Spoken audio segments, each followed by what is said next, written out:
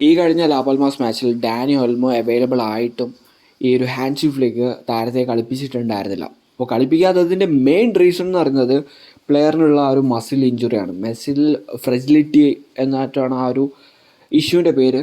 അപ്പോൾ ആ ഒരു ഇഞ്ചുറി ഇഷ്യൂവും കാര്യങ്ങളും പ്ലെയറിനുള്ളത് കൊണ്ട് പ്ലെയറിന് ഒരാഴ്ചയിൽ 3 മാച്ചൊന്നും ബാക്ക് ടു ബാക്ക് കളിക്കാൻ സാധിക്കത്തില്ല. മാക്സിമം പോയി കഴിഞ്ഞാൽ 2 മാച്ച്, അതിൽ കൂടുതൽ പ്ലേയിങ് ടൈമോ കാര്യങ്ങളോ പ്ലെയറിന് കൊടുക്കാൻ നിന്ന് കഴിഞ്ഞാൽ പ്ലെയറിന് ഇഞ്ചുറി ഇഷ്യൂസ് വരാനുള്ള ചാൻസ് ഉണ്ട്. അപ്പോൾ ഇതൊക്കെ കണ്ടുകൊണ്ട് നമ്മുടെ ഹാൻസ് ഫ്ലിക്ക് എടുത്തൊരു ഡിസിഷൻ ആയിരുന്നു, അതായത് ആ ഒരു മാച്ചിൽ പ്ലെയറിന് കളിപ്പിക്കേണ്ടായിരുന്നു. എന്തായാലും നിലവിൽ വന്നിട്ടുള്ള റിപ്പോർട്ട്സ് പ്രകാരം മയോർക്കെതിരെയുള്ള മത്സരത്തിൽ പ്ലെയർ 100% ഫിറ്റാണ്. അപ്പോൾ ഈ ഒരു മയോർക്ക മാച്ചിൽ പ്ലെയർ എന്തായാലും ഉണ്ടാവും, അതായത് സ്റ്റാർട്ടിംഗ് ലെവലിൽ തന്നെ പ്ലെയർ ഉണ്ടാവും എന്നത് ഏറെക്കുറെ കൺഫേം ആയിട്ടുണ്ട്. ഇനി ഇപ്പോഴത്തെ ലാലിഗ സിറ്റുവേഷൻ നോക്കുകയാണെങ്കിൽ ബാസ് അത്ര നല്ല ഫോമിലല്ല. എക്സാമ്പിളായിട്ട് ഇപ്പോൾ സെൽട്ട മാച്ച് എടുത്ത് നോക്കുക. ആ ഒരു മാച്ചിൽ ബാസ് 80-ാം മിനിറ്റ് വരെ ലീഡ് നേടിയിട്ടുണ്ടായിരുന്നു. 2-0 ലീഡാണ് നേടിയത്. പക്ഷേ ആ ഒരു 81-ാം മിനിറ്റിൽ നമ്മുടെ കെസഡോന് റെഡ് കാർഡ് ലഭിച്ചു. ആ ഒരു റെഡ് കാർഡ് ലഭിച്ചതിന് ശേഷം നമ്മുടെ ടീമിൻ്റെ പെർഫോമൻസ് വൺ ഷോക്കായിരുന്നു. അവസാനത്തെ 5 മിനിറ്റിനുള്ളിൽ തന്നെ ബാസ് 2 ഗോൾ കൺസിഡർ ചെയ്യുന്ന ഒരു സിനാറിയിലേക്ക് പോയി. ആ ഒരു മാച്ച് 2-2 സമനിലയായിട്ടാണ് അവസാനിച്ചത്. അപ്പോൾ ഞാൻ വിചാരിച്ചത് അത് കഴിഞ്ഞിട്ടുള്ള ലാലിഗ മാച്ചിൽ ബാസ് ബെറ്ററായിട്ട് പെർഫോം ചെയ്യുമെന്നായിരുന്നു.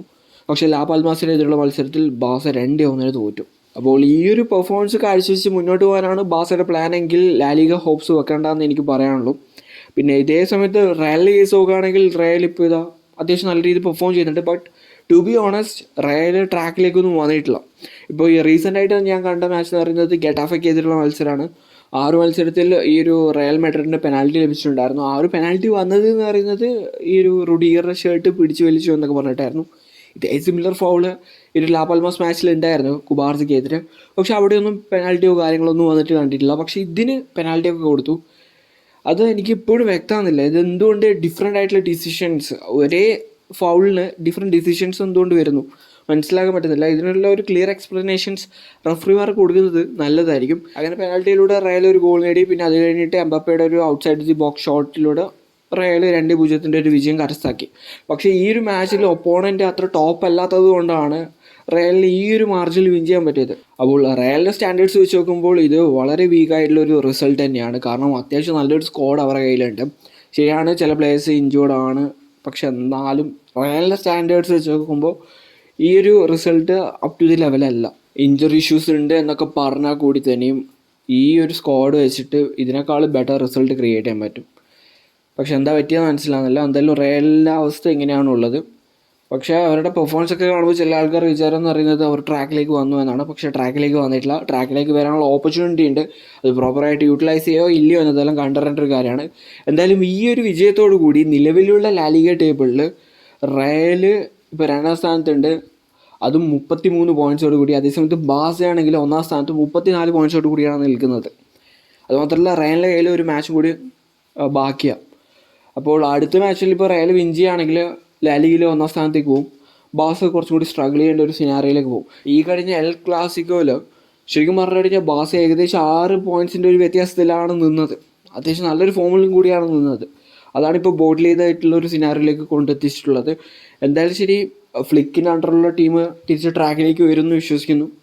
ലാലിഗ നമുക്ക് ആവശ്യമാണ്, അതേപോലെ തന്നെ യൂസിൽ ആവശ്യമാണ്, എല്ലാ കോമ്പറ്റീഷനും നമുക്ക് ആവശ്യമാണ്. ബെസ്റ്റായിട്ടുള്ള പെർഫോമൻസ് കാഴ്ചയൊക്കെ മുന്നോട്ട് പോകാനായി എനിക്ക് പറയാനുള്ളൂ.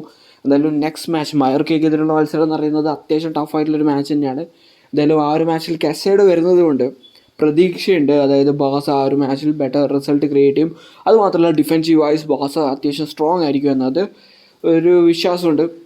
എന്തായാലും റിയാലിറ്റി എന്നത് കണ്ടു തന്നെ അറിയാം. അപ്പോൾ ആ ഒരു മാച്ചിൽ മയോർക്കെതിരെയുള്ള മത്സരത്തിൽ ബാസ ബെറ്റർ ആയിട്ടുള്ള റിസൾട്ട് കാഴ്ചവെക്കുമെന്ന് വിശ്വസിക്കുന്നു.